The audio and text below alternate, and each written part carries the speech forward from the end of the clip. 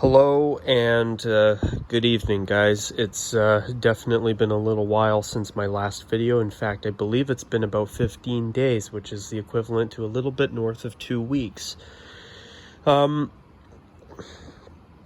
Let's just cut to the chase at this point. This will be a weekly roundup video. This is my first video in over 2 weeks. And truth is, guys, I'm disappointed that it's taken this long for me to finally get around to doing a video, but I have to tell you the truth. The past 2 weeks have been very, very demanding. I've had a lot of stuff going on outside of the channel, and sometimes there's points where life is more important than the channel. And the past couple of weeks have been very exhausting. I've had a lot of work I've had to get done. And on top of that, 2 weeks ago was fine, but last week was exceptionally frustrating, and I'm just so glad that it's finally over. Truth is, I have not had a good past couple of weeks. I'm not going to get into why. But all I'm going to say is that outside of the channel, I've had a lot of stuff to take care of that's been on my plate, and I have not had fun. That's for sure. So, to make matters worse, unless you're an Avalanche fan, the Edmonton Oilers went to the Western Conference Final, and basically I don't even know if it was a case of the fact of whether they showed up or not. I think it's just the fact that Colorado is such a far better team. With the Edmonton Oilers, I was actually extremely surprised that they even got past the Calgary Flames. In fact, I have to tell you the truth, I was so disappointed by that. And actually, it's a little bit chilly. I'm outside right now. And I'm going to quickly go and run inside my house here because it's a little bit too cold out there for my liking. If I put on an extra shirt or a jacket or whatever, I'd be fine, but I don't feel like putting on another shirt tonight, especially when after I film this video, I'm going to likely go and watch a movie. And I've been watching a movie series for the past couple of weeks, and where I've been watching a movie every week on one of my off nights, and I'm going to watch the third movie tonight, which I'm looking forward to. But back to the Oilers, here's the thing. I was so disappointed to see Edmonton defeat Calgary. And my reason is because I knew what would happen if Edmonton went and played Colorado. Where if Calgary went on to play Colorado in the Western Conference Final instead of Edmonton, even though I honestly believe that Colorado would have won that series anyway, I do think that Calgary would have stood a much better chance. But, I honestly figured that Edmonton was not going to do very well against Colorado. I was expecting Edmonton to at least win a game in this series, but the fact that they got swept, that sucked. And unfortunately, I saw it coming. If you are able to shut down McDavid, Draisaitl, and Evander Kane, Edmonton's defense has not been good in the playoffs. And on top of that, their goaltending has not been consistent. They need a more consistent goaltender. I don't know who Edmonton's going to get, but Mike Smith, he did the best he could. For a 41-year-old goaltender, he is awesome for his age, but he's definitely on his last legs in his NHL career, in my opinion. I'd love to see him go to a team and win a Stanley Cup as a backup goaltender or even as a starting goaltender, especially for his age. I don't know if he's been on a Stanley Cup winning team in his career, But I honestly believe that Mike Smith doesn't have too much more time as a goaltender in the NHL. It's just because of his age. I mean, he's had a great career. Maybe he hasn't had a Martin Brodeur type of career, but or Patrick Waugh. But guess what? The guy has had a number of years in the NHL. Even if he's gone from team to team and been what's the term for it? Maybe he's been a well-traveled goalie, playing for different teams throughout his career. But you know what? The fact that he's been in the NHL for so many years speaks for itself. I mean, most goalies never make the NHL. So the fact that he's even been there, maybe even as a backup for most of his career, whatever, I mean, that's still NHL level goaltending that he's been able to deliver. So, you got to give credit where it's due in my personal opinion, if you ask me. But I think that Mike Smith, when you are a team like the Edmonton Oilers, I mean, and you've got players like Connor McDavid, Leon Draisaitl, and now Evander Kane in their prime of their careers, now's the time where you need to have, if you're going to go for a run, now's the time, and you need great goaltending to do it. Edmonton also needs to, in my opinion, get some better defense. And, they've got a superstar in McDavid. Draisaitl is fantastic. I mean, Nugent Hopkins has been a really good. Evander Kane has been an excellent addition for the Oilers, but Edmonton has a big problem. And the number one problem is their goaltending. And, besides Mike Smith, Mikko Koskinen, I mean, he's too inconsistent in my opinion. He reminds me of Roberto Luongo when he was a Vancouver Canuck, where when he's good, but a lot of times he's not consistent. And I think that the Edmonton Oilers definitely need a better goaltender. I mean, I think if Mike Smith wants to keep playing, I think he would be a great backup goaltender for the rest of his career. But you should not, in my opinion at least, be relying on a 41-year-old goaltender to get you through games in the playoffs. I mean, if you look at history, usually the teams that win Stanley Cups have goalies that are in their early to mid-30s or late 20s.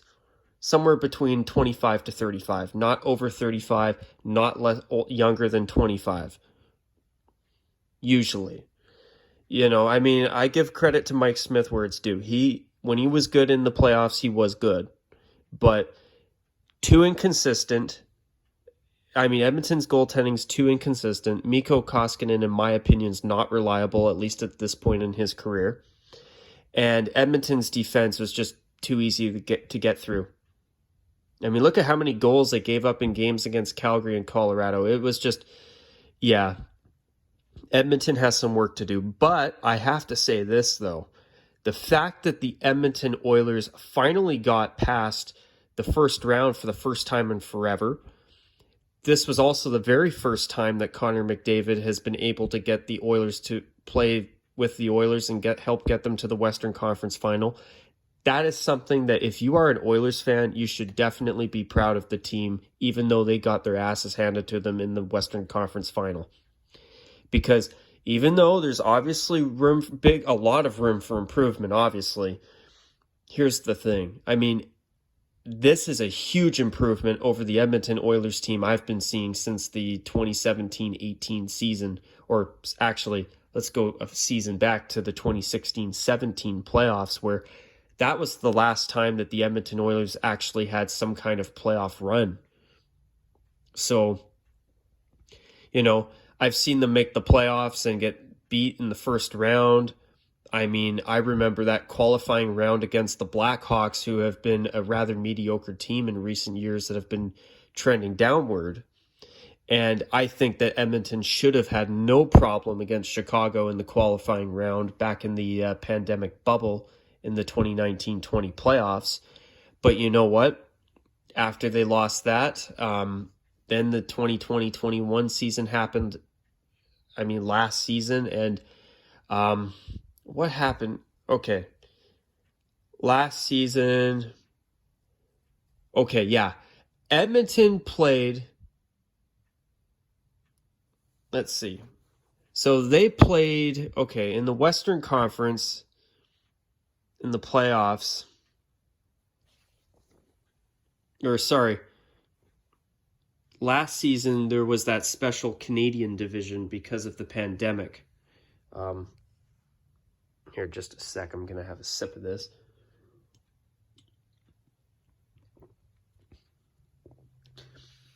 So, yeah. There was Toronto and Montreal, and there was the Winnipeg Jets and the Oilers, and they got swept in the first round.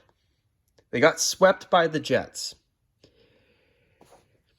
And then this season, they got to the playoffs, but for the first time in way too long, they finally got out of the first round. I mean, I actually thought that LA was going to beat them in the first round, to be honest, because of how Edmonton has been such a consistent choker in recent years, unfortunately. But they got past the Kings in 7 games.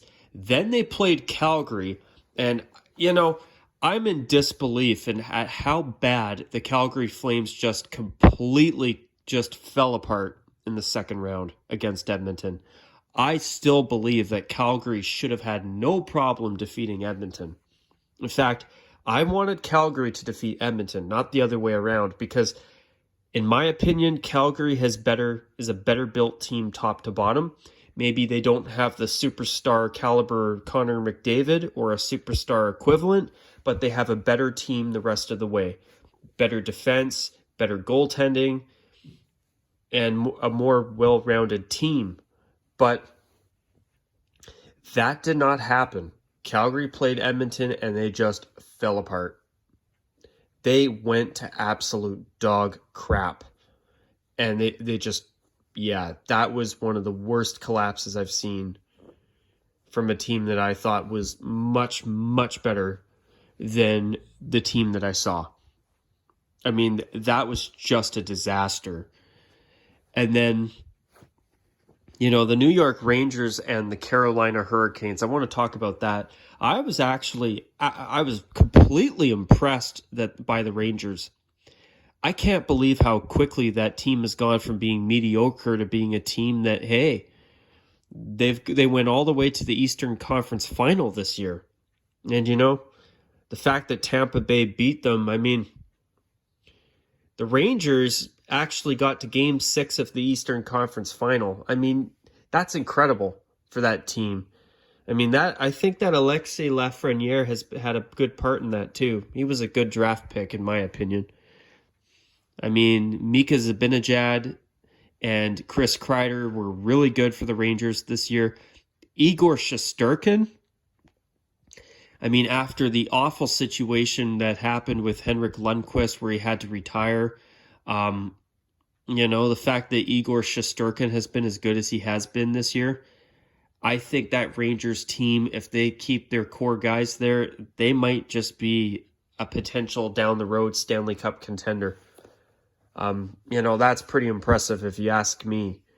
But as for this Stanley Cup final between Colorado and Tampa, I think that Colorado is good enough to knock off Tampa Bay.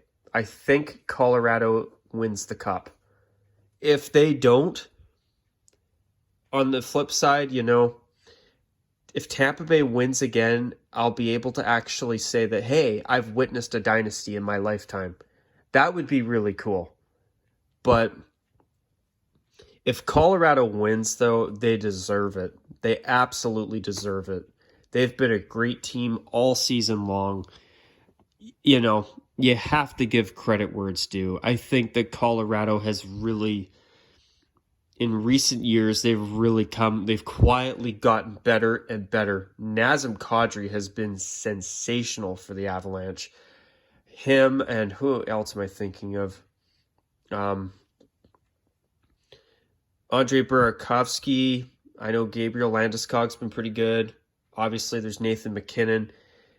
Bowen Byram, I mean, anytime I think of Byram, I remember him because he used to play for the Vancouver Giants. So the fact that there's a Vancouver Giant that might be winning the Stanley Cup this year is that's kind of exciting if Colorado wins. I'm not going to lie. I'd love to see Tampa Bay win their third straight cup. But if Colorado wins, hey, they deserve it. I'm okay with it. Colorado is a team that I'm not particularly the biggest fan of. But if you are an Avalanche fan, if you guys win the cup, hey, I'm happy for you. You guys have a great team in Colorado, and you should be very, very happy with what you see. And truth is, I think I would put my money, if I were to bet, on Colorado winning their third Stanley Cup in franchise history. I think it happens this year. But, I mean, Tampa Bay, they beat what I think was a really good Toronto Maple Leafs team this year. I think this year's Maple Leafs team was the best Toronto Maple Leaf squad that I've seen in many, many years. On top of that, they went and they just swept Florida. And then they defeated a red-hot Rangers team that really looked good this year in the playoffs. I mean, I have to give credit where it's due. I mean, I think Tampa's really done a great job in the playoffs. I mean, Colorado swept Nashville in the second round. They took care of the Blues in 6 games.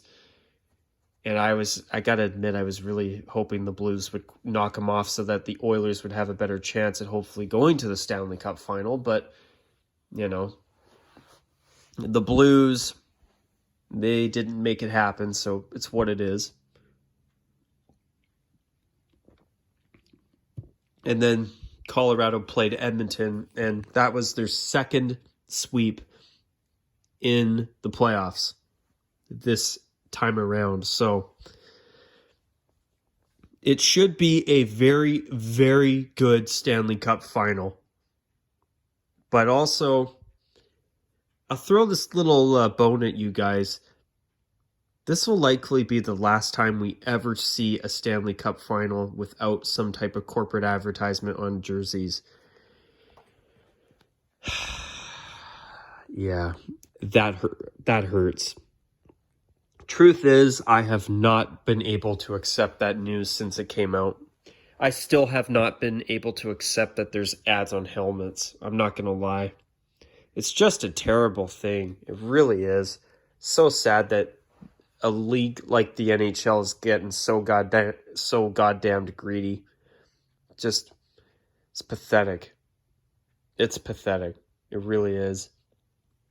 You know, I mean, I feel bad for Arizona Coyotes fans out there. I mean, I hope for their sake that, you know, they could find a new arena option in Arizona. But if by the time their time at this new little arena where the Arizona State University Sun Devils are moving into this fall, if after the 4-year deal is up for the Coyotes to play there is up and they still don't have an arena, maybe instead of putting corporate ads on your jerseys, maybe it's time to start moving teams like Arizona that are struggling to places that'll do a lot better, like Houston or Quebec City. I mean, obviously they're not moving Arizona to Quebec, but I still think Houston would likely be a far, far better hockey market than Arizona ever will be. Now, if you're a Coyotes fan, I mean, as I say that, I mean, I'm hoping that, you know, the Coyotes get an arena built in Arizona, since Gary Bettman and the NHL seemed so confident that hockey's never been better there. I mean, I want to be proven wrong that hockey can work there, because I don't think it can. So if I can be proven wrong, I mean, that'd be great. But as I didn't really want to say it before when I did that video, but truth is, I've been very much a doubter.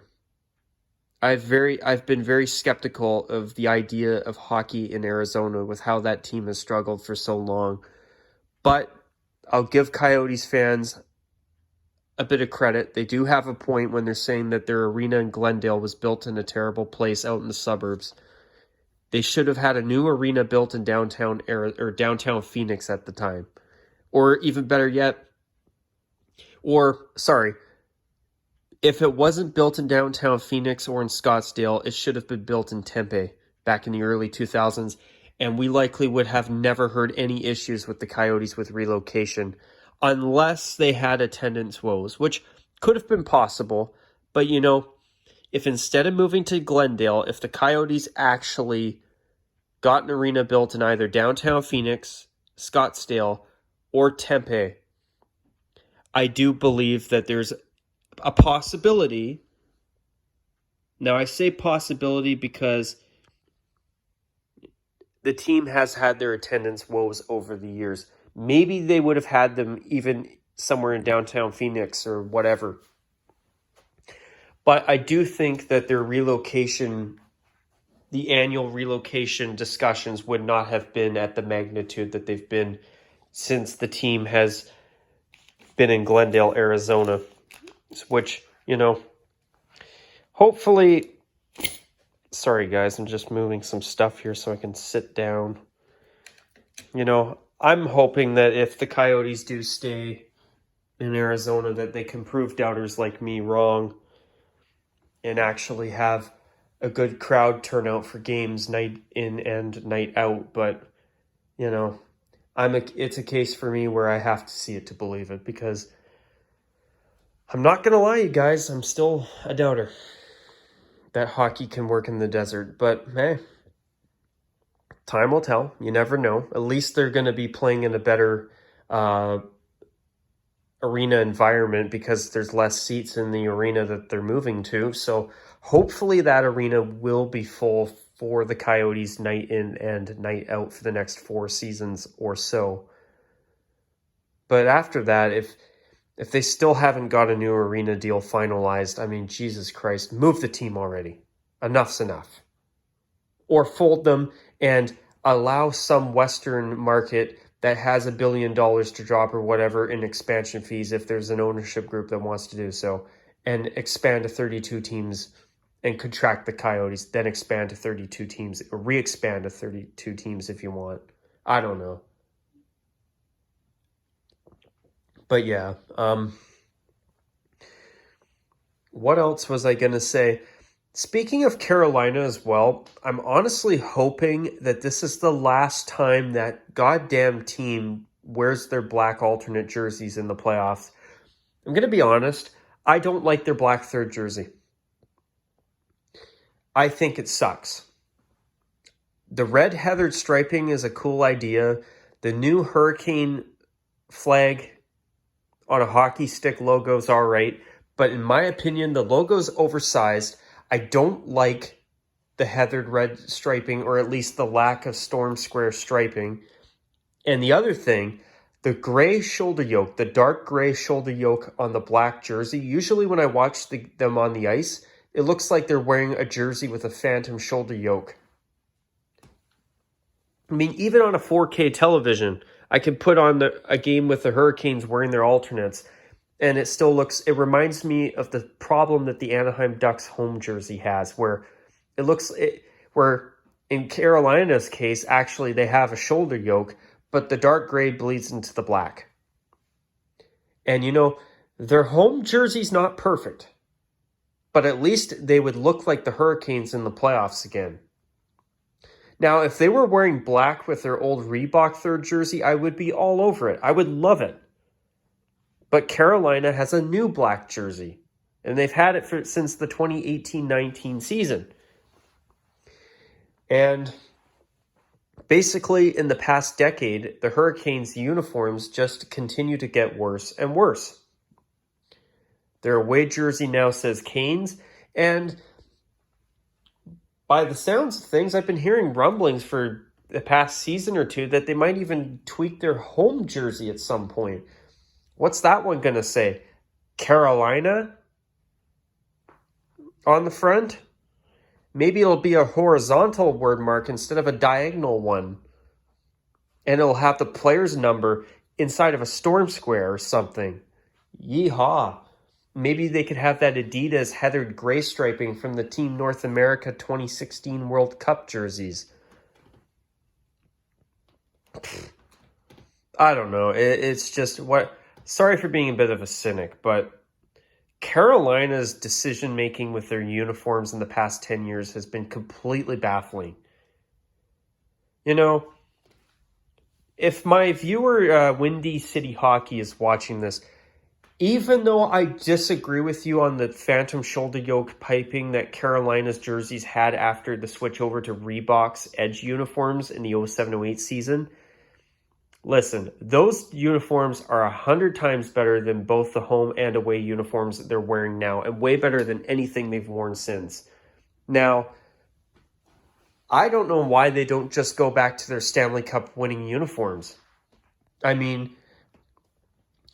they actually were decent looking. Maybe the shoulder patch wasn't correct. It wasn't a correct depiction of a hurricane flag. But who cares? It looked great on the shoulders. I understand why they only went with one storm square. Because it looked so sharp with just the one single square. There was a method behind the designer's madness when the team relocated from Hartford. I guarantee it. You know, those Stanley Cup era uniforms were really good. I mean, I still think their black Reebok jersey is the best jersey the Hurricanes have ever had. But, you know, I think that they should just go back to their Stanley Cup winning uniforms. That's the only time their primary uniforms. Well, even the Reebok era before the 2013-14 season, their home and away jerseys were fine. I was hoping they were just going to take the phantom shoulder yokes off, and those jerseys would have been excellent. You know?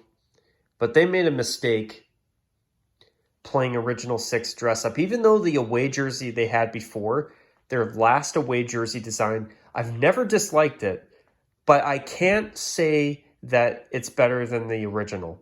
It's just it's boring compared to the original. At least the original had the storm square striping, which gave the Hurricanes, yet another red and black team in the NHL, something that allowed them to stand out. The overlapping shoulder yoke was interesting, but that's not unique. It doesn't blow you away like storm square striping based off of, you know, the storm squares, the two storm squares you need to form a hurricane flag. You know what I'm saying, eh? But yeah, you know, hopefully Carolina at some point comes to their senses and turns things around. But anyways, guys, I've been talking for almost a half hour. It has not been a good past couple of weeks for me. I've been really, really overwhelmed. I mean, there's my day job, and then there's stuff that I'm doing outside of the channel in my personal life that I've had to get done over the past couple of weeks. I've been helping my family clean some stuff up, and it's been a real giant headache. I mean, I hope I could get back to making videos again consistently, but the way things are going, I don't know.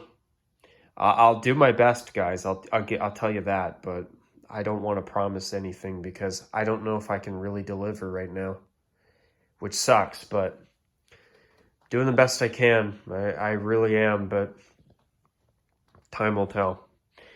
All right.